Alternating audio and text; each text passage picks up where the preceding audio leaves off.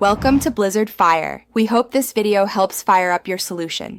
You begin by doing the smallest useful thing.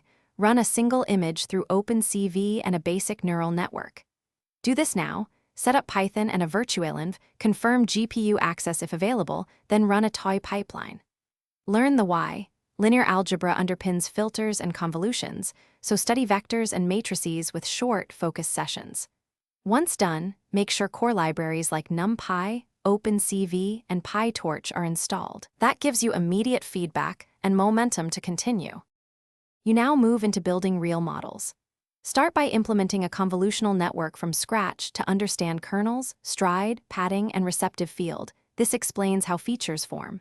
Then, train 3 focused projects: classification, detection, and segmentation. Use transfer learning to go faster. Make sure to build robust data pipelines and augmentations, and run hyperparameter sweeps. As you iterate, measure with clear metrics, accuracy, MAP, EOU, so you know what changed and why, then refine accordingly. You finish by making your model useful and reliable. Convert it for deployment, test latency on target hardware, and validate outputs with held-out samples. Once deployed, set up monitoring, store logs, visualize predictions, and track drift so problems surface early. If things go wrong, follow one key troubleshooting step.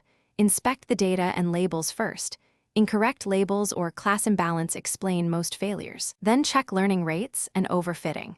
Adjust augmentations or regularization to stabilize training and performance. Thanks for watching. If you found this helpful, don't forget to like and subscribe.